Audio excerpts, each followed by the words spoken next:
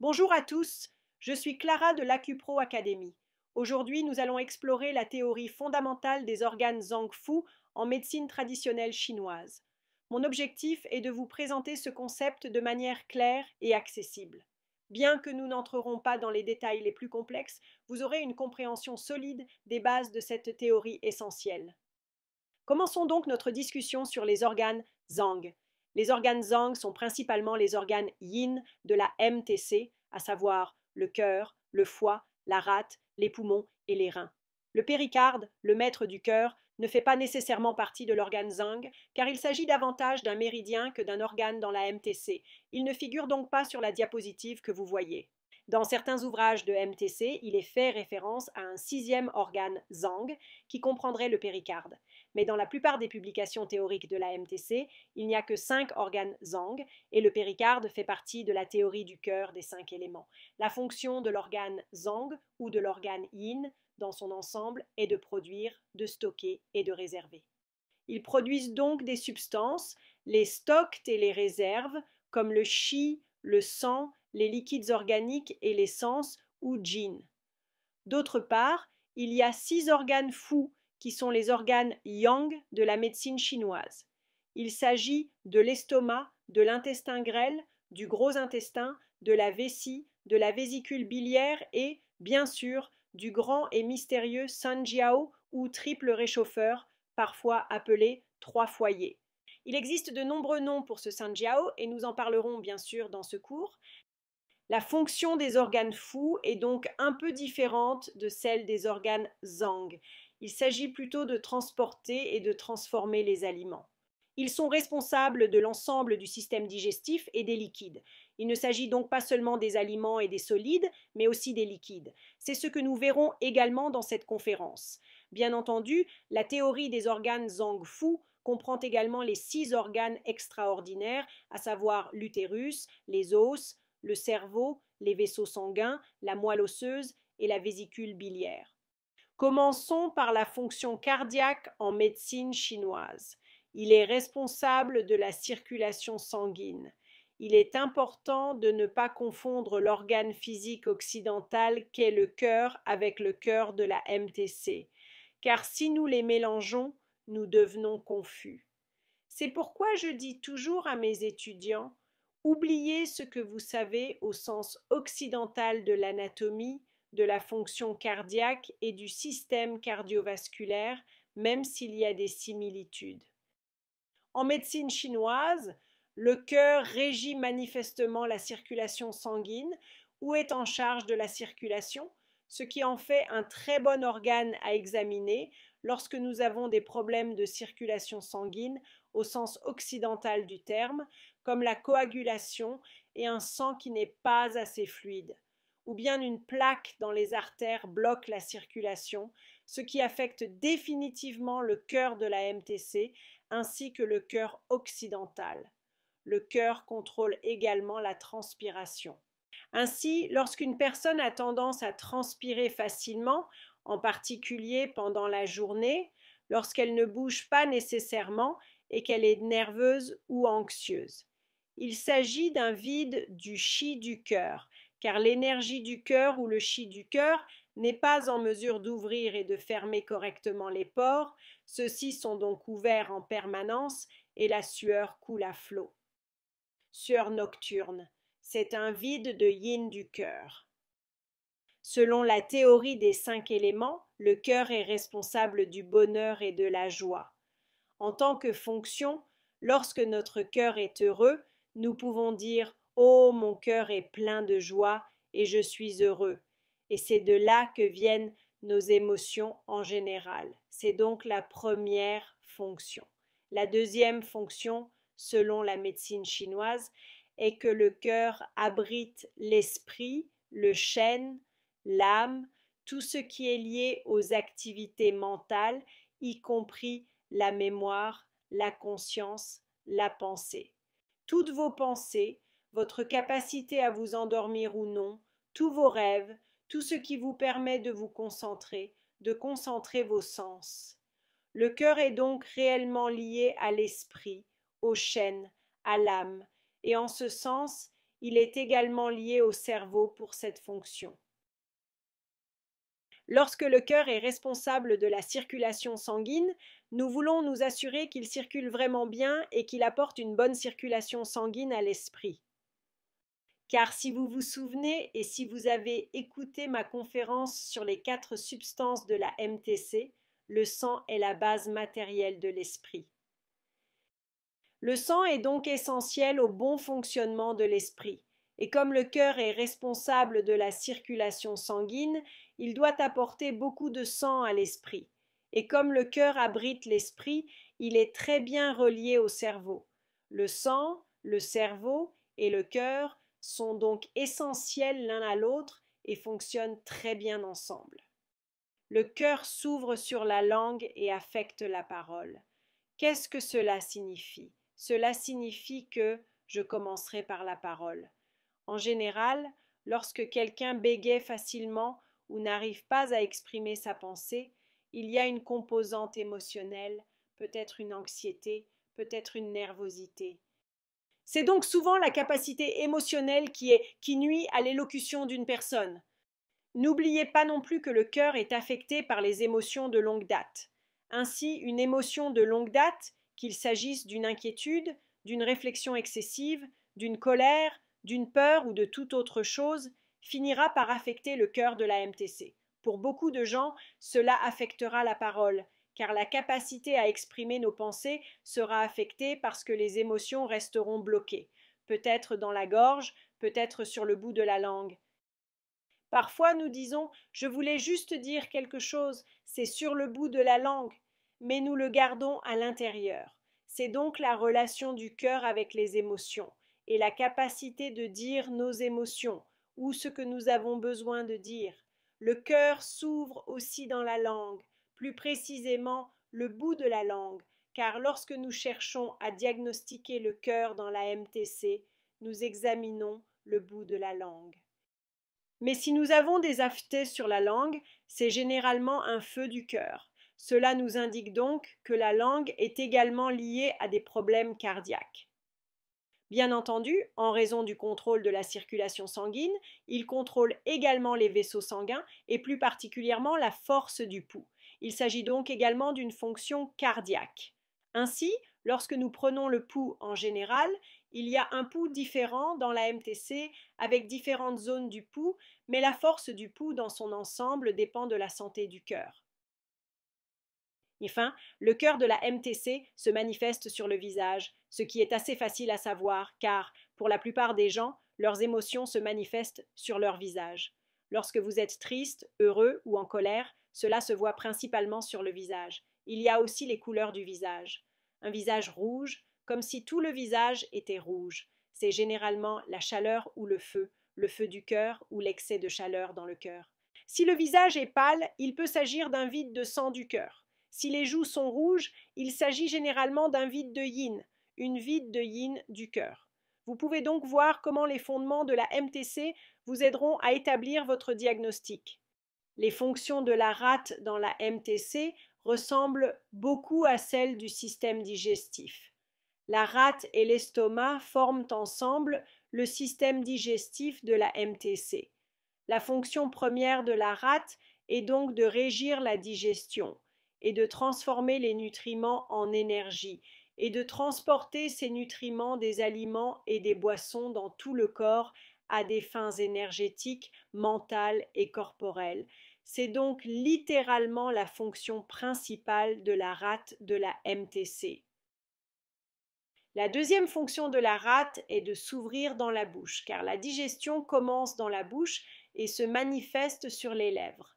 Par conséquent, si les lèvres sont pâles, par exemple, il s'agit certainement d'une déficience de la rate. Nous examinons donc les lèvres et la bouche. La rate et l'estomac ont donc un lien étroit avec la bouche et les lèvres. La bouche est donc le point de départ de la digestion. La rate contrôle la salive en tant que liquide. Par conséquent, si la salive est abondante, par exemple, si vous bavez sur votre oreiller tous les matins, il s'agit généralement d'un excès d'humidité au niveau de la rate. Et s'il y a beaucoup de sécheresse buccale, c'est généralement un problème d'estomac. Il est donc intéressant de noter que la rate et l'estomac sont étroitement liés au yin et au yang, et nous parlerons de l'estomac plus tard. La rate est également chargée de prévenir la rétention d'eau, notamment pour éviter les ballonnements. Si la rate peut transformer et transporter les liquides correctement, il n'y a pas de problème. Dans le cas contraire, il y aurait de l'humidité, ce qui affecte beaucoup la rate. Une autre fonction de la rate en MTC est de produire du sang, en particulier à partir des nutriments. Il est donc important d'avoir de bons nutriments pour que la rate produise du sang. Ainsi, le sang peut circuler dans notre corps et nous donner de l'énergie. Elle prévient également les hémorragies. L'une des fonctions de la rate est donc de maintenir le sang dans les vaisseaux sanguins, ce qui signifie qu'elle empêche les hémorragies. Les hémorragies anormales peuvent être dues à un excès de chaleur dans le corps qui lave le sang, et c'est un autre problème. Mais si ce n'est pas le cas, c'est parce que la rate de la MTC n'est pas capable de retenir le sang dans les vaisseaux sanguins. Ainsi, si une personne présente des saignements anormaux sans signe de chaleur, il s'agit d'une déficience de la rate qui n'est pas en mesure d'empêcher l'hémorragie. Ce que j'aime à propos de la rate en MTC, c'est que si nous mangeons de très bons nutriments et que notre système digestif peut absorber et transformer la nourriture, les nutriments, en énergie, nous avons une bonne énergie et nous pouvons faire de l'exercice. Une autre fonction de la rate selon la MTC est de contrôler les muscles, de nous donner de la force dans tous nos membres afin que nous puissions être physiquement en forme et faire de l'exercice. Bien entendu, vous avez également besoin de nourriture pour récupérer après l'exercice. Une autre fonction de la rate en MTC, qui est très spécifique à la MTC, est d'empêcher la descente de tous les organes. L'aile est donc chargée de maintenir tous les organes en place. En cas de prolapsus d'un organe, comme un prolapsus de la vessie ou de l'utérus, il s'agit généralement d'un effondrement du chi de la rate. Voyez donc comment le diagnostic remonte toujours à la base pour comprendre comment tout cela fonctionne ensemble. Une autre fonction intéressante de la rate en MTC est qu'elle est chargée d'élever le chi, car elle maintient tous les organes en place. Elle élève donc le chi, maintient tout le chi vers le haut, ce qui signifie qu'elle nous donne de l'énergie. Nous avons ainsi l'impression de ne pas tomber, de ne pas sombrer, de ne pas être fatigué et épuisé. Le fait d'élever le chi permet également à la rate d'apporter de l'énergie à l'esprit. Ainsi, lorsque nous mangeons de très bons aliments, le chi ou le chi de la rate les transporte jusqu'à l'esprit, les amenant jusqu'à la tête pour une pensée claire. Par conséquent, si nous nous sentons dispersés, si nous n'arrivons pas à penser correctement, si nous nous sentons déconcentrés, si nous n'arrivons pas à nous concentrer, si nous avons l'esprit embrumé, il s'agit d'un problème de rate ou d'un régime alimentaire qui affecte la capacité de la rate à apporter du bon chi ou de la bonne énergie et des nutriments à l'esprit. J'aime la fonction de la rate dans la MTC et la capacité de l'acupuncture à bien traiter la rate dans la MTC. Et bien sûr, le régime alimentaire joue un rôle énorme pour rendre la rate de la MTC heureuse et en bonne santé. Parlons maintenant du foie en MTC. La fonction principale du foie en MTC est d'assurer la bonne circulation du chi. C'est sa fonction principale, ce qui signifie qu'il est chargé de veiller à ce que tout se déroule correctement. Il veille à ce que le chi circule bien pour la digestion, par exemple. Si nous digérons correctement les aliments, que tout circule bien et que la digestion n'est pas lente, c'est que le chi du foie circule bien. Si nous avons les mains et les pieds froids, c'est généralement parce que le chi du foie ne parvient pas à apporter suffisamment de chi à l'extrémité. Le chi ne circule donc pas correctement. Ainsi, des mains et des pieds froids correspondent généralement à une stagnation du chi du foie. Le chi est stagnant, il ne se déplace pas correctement. Ou si nous avons beaucoup de tension dans les épaules et que nous sommes tendus en permanence parce que nous sommes stressés, cela signifie qu'il n'y a pas beaucoup de circulation là-haut. Nous devons nous détendre. Nous devons faire des activités pour détendre ce chi et lui permettre de circuler en douceur. La deuxième fonction du foie est de stocker le sang, en particulier pour les menstruations. La rate produit le sang et lorsque nous avons un surplus de sang, le foie le stocke spécifiquement pour le libérer au moment des menstruations. Ainsi, la muqueuse utérine que nous perdons chaque mois pour la menstruation, le foie de la MTC en est responsable. En cas de problème de menstruation, il faut donc toujours s'intéresser au foie, mais aussi à la rate, car c'est elle qui produit le sang. Le foie se manifeste également sur les ongles. Des ongles violets, par exemple, signifient qu'il y a stagnation, une stagnation du sang du foie. Si les ongles sont très pâles, il s'agit d'un vide de sang du foie. Vous voyez comment cela fonctionne? Les ongles qui sont cassants, qui se brisent facilement, qui ne poussent pas très bien, c'est aussi un vide de sang du foie. Le foie s'ouvre dans les yeux et contrôle les larmes. En tant que fonction fluidique, le foie contrôle donc les larmes.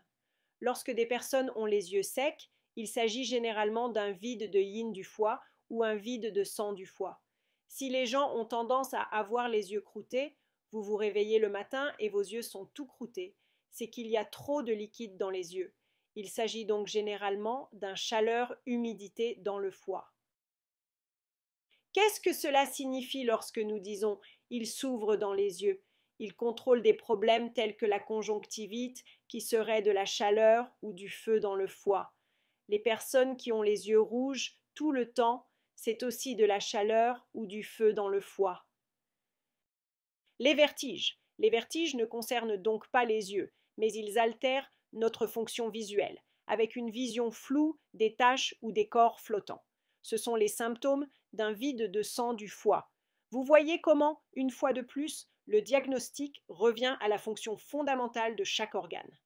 Une fonction importante du foie, que la vésicule biliaire prend également en charge, consiste à contrôler les tendons pour améliorer les mouvements. Là encore, il s'agit d'améliorer la circulation. Le foie de la MTC est donc responsable des fonctions des tendons, des ligaments et des articulations. Ainsi, si nous avons des problèmes comme le syndrome du canal carpien, il s'agit généralement d'un stase de sang dans le foie lorsque c'est vraiment douloureux ou d'un vide de sang du foie lorsque le canal carpien donne l'impression que nos mains sont faibles et que nous ne pouvons pas ouvrir une porte ou un bocal parce qu'elles sont si faibles. En fin de compte, il s'agit plutôt d'un vide de sang du foie.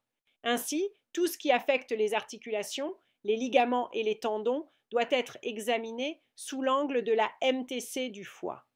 Enfin, le foie est chargé d'abriter l'âme éthérée, ce qui signifie qu'il est chargé de planifier, d'envisager, d'avoir des objectifs, d'être responsable et d'avoir une vision. En fait, il s'agit de planifier chaque étape et d'y parvenir. Le foie est donc celui qui réussit. Pour que la vie soit bien orientée, il faut que le foie soit en bonne santé. Examinons maintenant les fonctions du poumon dans la MTC. En MTC, nous parlons du poumon et non des poumons parce qu'il s'agit d'un système. Nous l'appelons donc le système pulmonaire.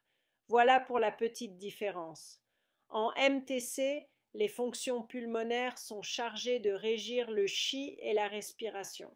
Il est donc littéralement responsable de l'inspiration et de l'expiration.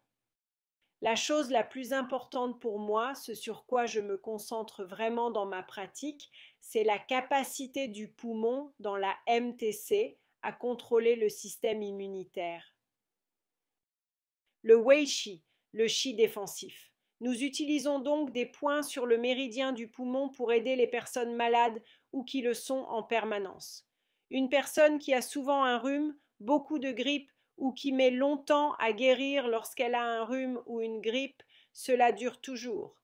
Il s'agit d'un vide de qi du poumon. Il n'est pas capable de défendre le corps et de guérir de l'invasion des bactéries et des virus.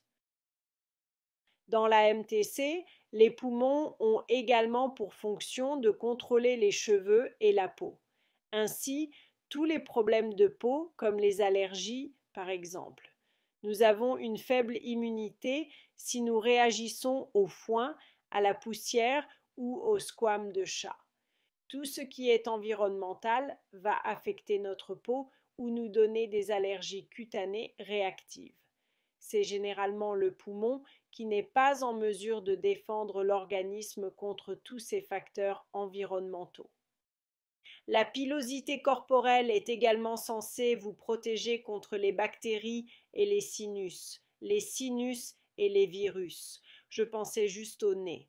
Nous avons donc beaucoup de poils dans le nez.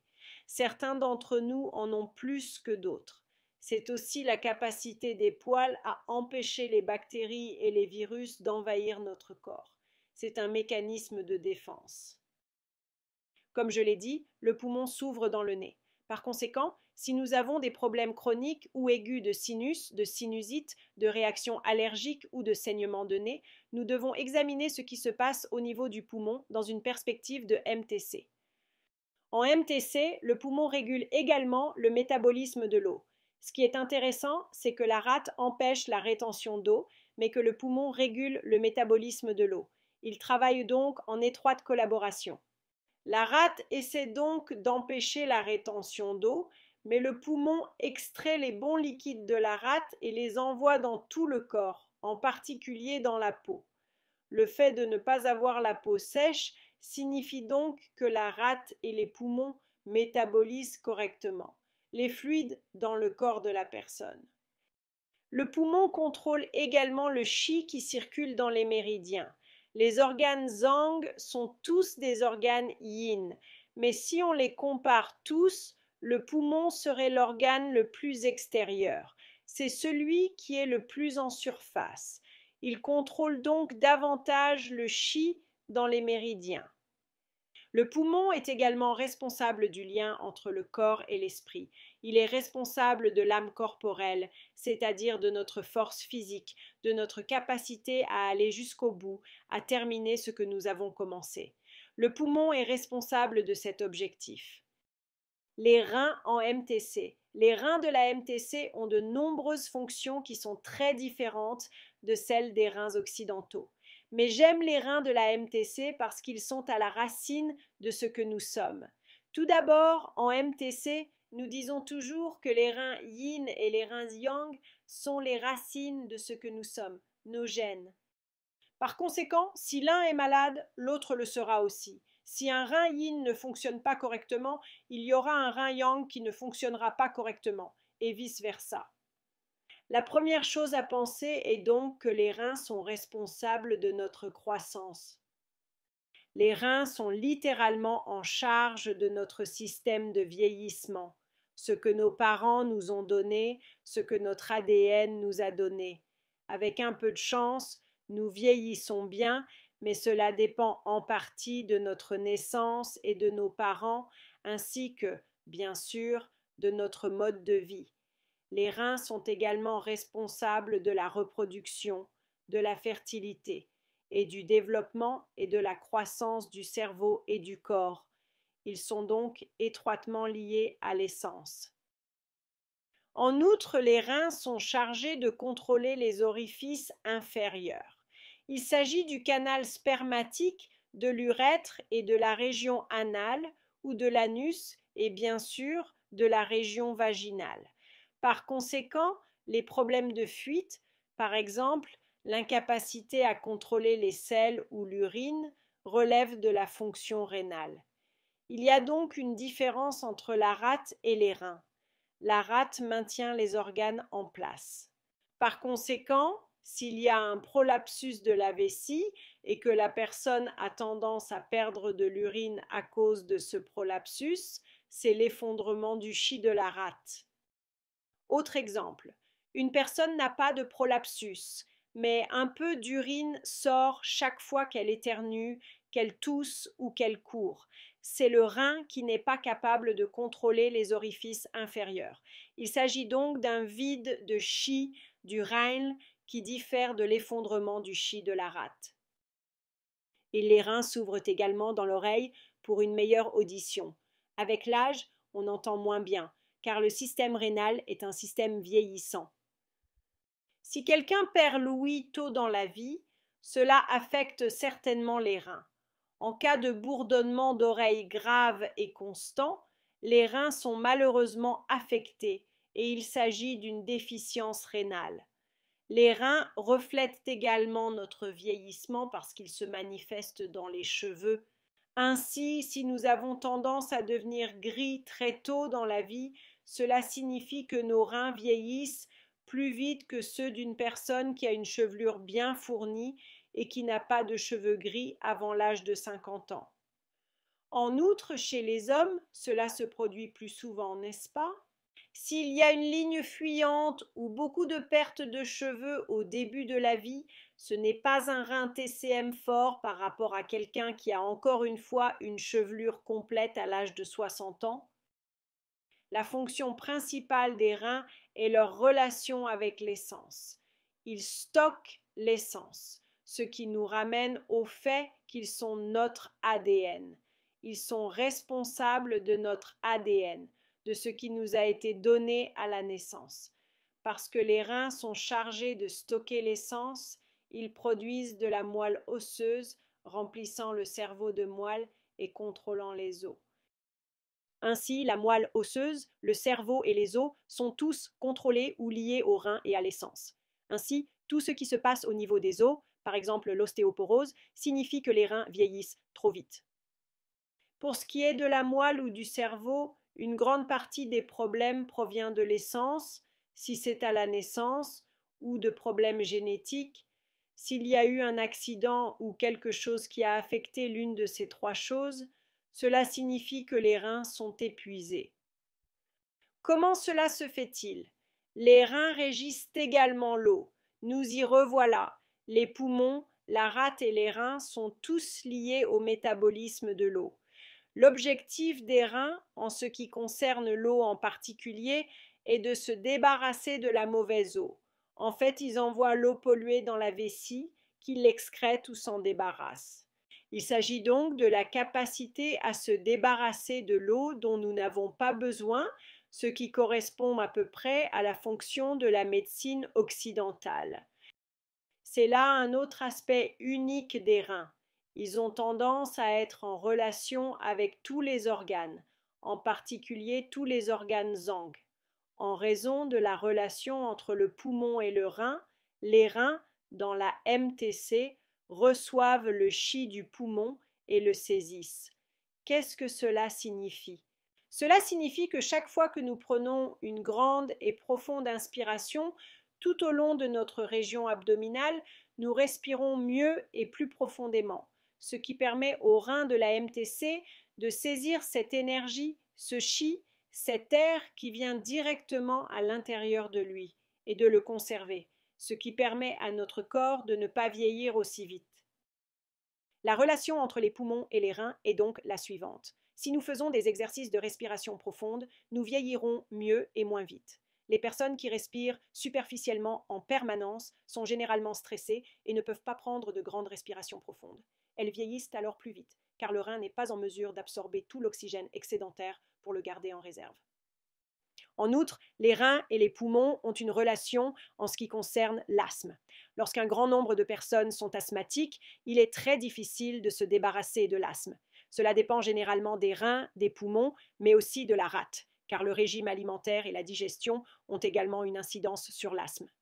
Les reins sont également le siège de la volonté. Si nous n'avons pas une bonne volonté, cela signifie que nos reins sont faibles.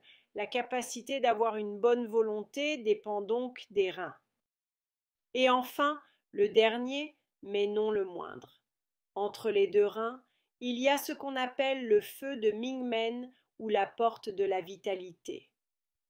Men est donc une porte et Ming est la dynastie, en référence à la dynastie Ming. La porte de la vitalité de cette dynastie était donc très vitale. La porte de la vitalité, ou le feu de Ming-Men, se trouve donc entre les deux reins ou entre les reins yin et yang.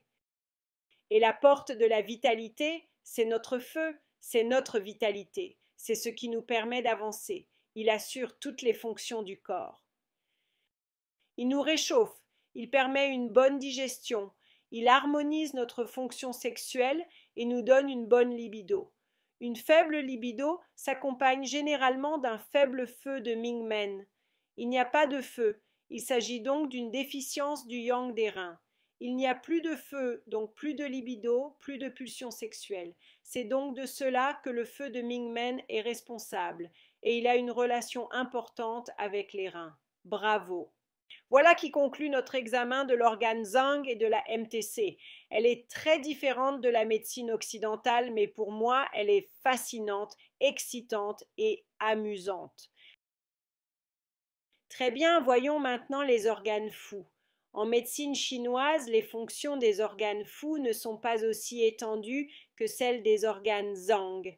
Dans les diapositives qui suivent, nous examinerons également la relation entre les organes yin et yang pour voir comment nous les considérons dans la perspective de la MTC. En médecine chinoise, l'estomac, qui est le pendant de la rate et un organe yang, est donc très étroitement lié à la rate de la MTC. Je pense que la rate et l'estomac de la MTC sont probablement les organes les plus étroitement liés de tous les organes Zhang-Fu et de leur contrepartie yin et yang. On dit souvent que l'estomac est le plus important de tous les organes yang. Ce qui est intéressant, c'est que même s'il s'agit d'un organe yang, il est presque considéré comme un organe yin. En effet, si l'on examine les méridiens, le méridien de l'estomac est le seul méridien yang qui ne se trouve pas dans le dos ou sur le côté. Il se trouve au contraire dans la partie yin du corps, c'est-à-dire la partie avant du corps. En d'autres termes, le méridien de l'estomac est le seul méridien yang qui se trouve dans la partie yin du corps. Je trouve donc très intéressant que, bien qu'il s'agisse d'un organe yang, il soit étroitement lié à la rate, son homologue évident. L'estomac contrôle la maturation et le pourrissement des aliments avec la rate. Il est donc littéralement chargé de la digestion avec la rate. C'est le début de la digestion, comme nous le savons. Si le chi de l'estomac est fort, le pronostic de toute maladie sera bon. Selon la MTC, il est donc important d'avoir un très bon système digestif. Pour moi, c'est logique, car la nourriture est un médicament. Elle contrôle le transport du chi alimentaire. L'estomac transporte donc les aliments avec la rate, puis tout ce dont nous n'avons pas besoin descend plus bas. La rate finit par saisir les nutriments de l'estomac, puis les transforme et les transporte. On dit également que l'estomac est à l'origine de tous les fluides. C'est pourquoi il y a un problème d'estomac lorsqu'il y a une sécheresse de la bouche, des lèvres sèches ou fissurées, ou une absence de salive dans la bouche. Il s'agit alors d'une chaleur de l'estomac ou d'un vide de yin de l'estomac. Comparons à nouveau la rate et l'estomac. Ce sont des opposés yin et yang. L'estomac devient sec tandis que la rate devient humide. C'est très opposé. L'estomac a tendance à être en excès. La rate a tendance à être déficiente. L'estomac déteste la chaleur. Nous avons tendance à avoir chaleur de l'estomac ou feu de l'estomac. La rate déteste également le froid. L'estomac se rebelle, c'est-à-dire qu'il monte. Vomissements, remontées acides, nausées, brûlures d'estomac, tout augmente. A l'inverse, la rate s'enfonce. Elle descend avec la fatigue, avec les prolapsus d'organes, avec la diarrhée. Vous voyez qu'ils sont très opposés. Ainsi, lorsqu'il y a un problème au niveau du système digestif, il faut un certain temps pour le traiter, car il y a une telle opposition entre la rate et l'estomac. L'intestin grêle dans la MTC est très différent de celui de la médecine occidentale. L'intestin grêle de la MTC est chargé de séparer le clair du trouble. En gros, il utilise les liquides clairs ou les bons liquides qui vont dans le gros intestin pour être réabsorbés et se débarrasse des liquides troubles ou mauvais qui vont dans la vessie pour être excrétés. L'intestin grêle est donc chargé de séparer le clair du trouble. C'est sa fonction principale. Mais l'intestin grêle est également chargé de séparer les pensées claires des pensées troubles. Très intéressant. Il s'agit donc d'une situation de type bien contre mal. L'intestin grêle de la MTC, lorsqu'il est en bonne santé, est capable de distinguer le bien du mal. Si les gens ont tendance à ne pas distinguer le bien du mal, c'est qu'il y a un problème au niveau de l'intestin grêle, et c'est souvent la relation entre l'intestin grêle et la fonction cardiaque. C'est un problème mental et émotionnel qui affecte la capacité de la personne à distinguer le bien du mal. N'est-ce pas intéressant? Passons maintenant au gros intestin dans la MTC. Il a en fait la même fonction que dans le sens occidental du terme. Le gros intestin se débarrasse des aliments pourris et rejette les matières fécales. Mais sa seconde fonction, qui est beaucoup plus proche de la MTC, est qu'il est également affecté par les émotions de longue date. Le gros intestin a tendance à ne pas être capable de lâcher prise sur le plan émotionnel. C'est donc l'incapacité du gros intestin à lâcher prise que nous observons chez les personnes souffrant de constipation chronique qui n'est pas due à l'alimentation. Elles n'ont peut-être pas la capacité d'évacuer certaines émotions, ce qui entraîne une constipation chronique. En passant, si vous voulez lire un article de blog sur le gros intestin dans la constipation, consultez la section ressources de mon site web AcuPro Academy. J'y parle d'une histoire personnelle concernant la constipation chronique et l'incapacité à se défaire de certaines émotions de longue date. La connexion du gros intestin avec le poumon MTC se reflète dans la peau et le système immunitaire. Bien entendu, le gros intestin contient nos bactéries. Les bonnes bactéries, la flore, nos probiotiques y résident. Notre fonction immunitaire réside dans le gros intestin. C'est donc le lien entre les deux. Et bien sûr, si nous n'évacuons pas correctement les aliments, cela se répercute sur notre peau et entraîne également des problèmes cutanés. La vessie et la MTC. La fonction de la vessie dans la MTC est à peu près la même que celle de l'Occident. Elle élimine l'eau ou les mauvais liquides par la transformation du qi. Cette transformation est facilitée par l'intestin grêle, comme nous l'avons dit précédemment, qui sépare le clair du trouble, et par le sanjiao. La fonction de la vessie est donc essentiellement d'excréter le mauvais liquide trouble. Ce que j'ai trouvé intéressant à propos de la vessie, c'est qu'un déséquilibre de la vessie dans la MTC provoque de la jalousie, de la suspicion et des rancunes de longue date. Cela arrive souvent chez les personnes âgées. Beaucoup de personnes âgées ont de vieilles rancunes. Vous savez, elles en veulent à d'autres personnes depuis des années, et leur vessie ne fonctionne pas correctement. C'est intéressant parce que c'est le système de vieillissement, n'est-ce pas? La vessie et les reins font partie de la saison hivernale dans la théorie des 5 éléments, l'hiver de notre vie, notre système de vieillissement. La relation entre la vessie et les reins concerne l'eau et la transformation des liquides. Les reins, l'eau et la vessie transforment les liquides et excrètent les liquides dont nous n'avons pas besoin. C'est donc la relation principale, ainsi que la relation avec le vieillissement ou la relation avec l'hiver de notre vie, comme je l'ai dit il y a 1 minute. La vésicule biliaire en médecine chinoise. La vésicule biliaire est donc le seul organe yang qui ne s'occupe pas directement des aliments et des liquides et qui ne les transporte pas hors de notre corps. La vésicule biliaire de la MTC stocke la bile. C'est exactement la même chose que dans le sens occidental. Dans ce cas, il est donc parfois difficile de distinguer les organes de la MTC des organes occidentaux. La vésicule biliaire de la MTC contrôle le jugement, le courage et la prise de décision. Ainsi, lorsque j'ai des patients qui ne peuvent pas prendre de décision, c'est un problème de vésicule biliaire. Ils n'ont pas la capacité de faire le bon jugement ou n'ont pas la capacité de prendre des décisions. Nous craignons le résultat, alors nous ne prenons pas de décision, qu'elle soit majeure ou mineure. C'est un problème de vésicule biliaire. Et encore une fois, si vous voulez en savoir plus, j'ai des tonnes d'articles de blog sur la vésicule biliaire sur mon site web acuproacademy.com sur la page des ressources. Et bien sûr, la vésicule biliaire de la MTC contrôle les articulations, les ligaments et les tendons en même temps que le foie. C'est donc leur fonction globale.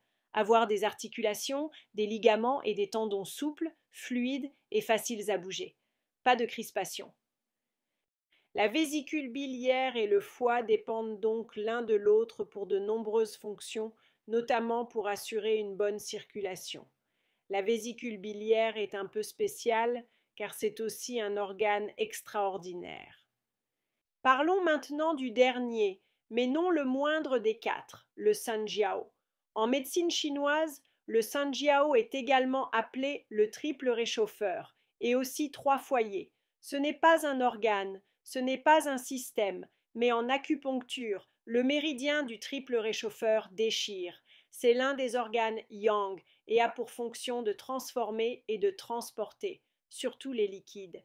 Il agit comme un conducteur pour le yuan qi original, le répandant dans tout le corps. Le sanjiao a donc trois brûleurs.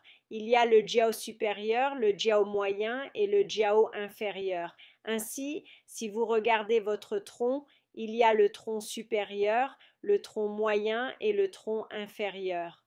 Le jiao supérieur est considéré comme une sorte de brume, et c'est en fait la fonction du poumon qui disperse les fluides dans tout le corps, mais c'est aussi la relation entre le poumon et le cœur dans la fonction circulatoire. Par exemple, s'il y a de la humidité-chaleur dans le jiao supérieur, c'est souvent parce qu'il y a beaucoup de mucosité et que quelqu'un a, par exemple, une bronchite et tousse beaucoup de mucosité verte ou jaune. Il s'agit alors d'une humidité-chaleur qui affecte le jiao supérieur. Le jiao moyen est littéralement notre système digestif. On l'appelle souvent la chambre de macération. Il implique la transformation et le transport des aliments et des nutriments qui vont être absorbés et nourrir notre corps. Littéralement, c'est la rate et l'estomac. Il s'agit en fait de notre système digestif. Donc, s'il y a de l'humidité et de la chaleur dans le jiao du milieu, cela signifie qu'il y a de l'humidité dans la rate et de la chaleur dans l'estomac. J'espère que cela a du sens. Humidité, chaleur dans le jiao inférieur. Le jiao inférieur est comme un fossé de drainage. Il sépare les liquides clairs des liquides troubles à excréter. Dans le jiao inférieur, on trouve donc généralement l'intestin grêle, le gros intestin, la vessie, les reins, mais aussi le foie et la vésicule biliaire. Certains textes placent le foie et la vésicule biliaire dans le jiao moyen. D'autres textes les placent dans le jiao inférieur. J'aime les placer dans le jiao inférieur, mais cela dépend de votre école de pensée et de la formation que vous avez reçue. Humidité, chaleur dans le jiao inférieur peut signifier une infection de la vessie ou des mictions troubles et foncées. Une chaleur humide dans le jiao inférieur peut également se traduire par une diarrhée malodorante, ce qui correspond à une chaleur humide dans le gros intestin. La humidité-chaleur du jiao inférieur peut également affecter le foie si l'on souffre d'herpès génital. Il s'agit alors d'une humidité-chaleur du jiao inférieur qui affecte le méridien du foie. Cela vous donne une idée de la façon dont le sanjiao est considéré du point de vue de la MTC. Notez également que le sanjiao est lié au péricarde, principalement en raison de la relation entre les méridiens yin et yang et rien d'autre en réalité. Très bien, passons des 4 organes aux organes extraordinaires. Les organes extraordinaires de la MTC font partie des organes Zangfu. Ils sont tous liés aux reins et à l'essence. Ils dépendent donc tous d'une bonne essence et de bons reins en MTC. Le plus important est l'utérus. Les autres sont bien sûr importants, mais l'utérus a une fonction massive. Il est responsable de l'ensemble du système reproducteur féminin, c'est-à-dire des ovaires, des trompes de Fallope, du col de l'utérus et du vagin. Toutes les hormones liées au système reproducteur de la femme sont appelées utérus dans la MTC. Le dantian est la contrepartie masculine et il est situé sous le nombril, tout comme l'utérus. Ces deux éléments sont liés à l'essence, mais aussi aux organes et aux méridiens. En MTC, les vaisseaux sanguins sont évidemment chargés de contenir le sang. C'est donc leur fonction. Il existe une relation, encore une fois, avec l'essence et les reins, les os et la moelle osseuse. Les os stockent la moelle osseuse. Pour cette raison, ils sont également liés aux reins et à l'essence. L'essence produit la moelle qui nourrit le cerveau et la moelle épinière. Voilà donc à nouveau notre relation avec les reins et l'essence. Le cerveau a le cerveau. Le cerveau est souvent appelé la mère de moelle en médecine chinoise et il contrôle la mémoire, la concentration et tous les sens comme la vue, l'ouïe, le toucher et l'odorat. Il est donc très lié à l'essence et aux reins, mais aussi au cœur et au sang en raison de la relation avec le chêne, l'esprit, le mental. Voilà donc la fonction du cerveau. Et la vésicule biliaire, n'est-ce pas intéressant? La vésicule biliaire fait également partie des organes extraordinaires car elle produit la bile. Selon la médecine chinoise, le liquide pur qu'est la bile est extrêmement important pour la production de qi dans la bile. Les reins et la vésicule biliaire sont donc étroitement liés à cet égard. En médecine chinoise, on dit donc que l'ablation de la vésicule biliaire vous fera vieillir un peu plus vite en raison de la relation avec l'essence. Voilà donc mon organe Zhang Fu simplifié. J'espère que cela vous a aidé à réviser ou à saisir les concepts. Et si vous voulez plus d'informations sur la TCM, j'ai des tonnes de ressources, de cours, de vidéos et de photos sur mon site web acupoweracademy.com. Vous pouvez également consulter mes pages Facebook et Instagram. Je crée des tonnes de posts amusants pour vous aider à réviser et à apprendre la MTC. Passez une excellente journée et n'oubliez jamais que la médecine chinoise est fantastique.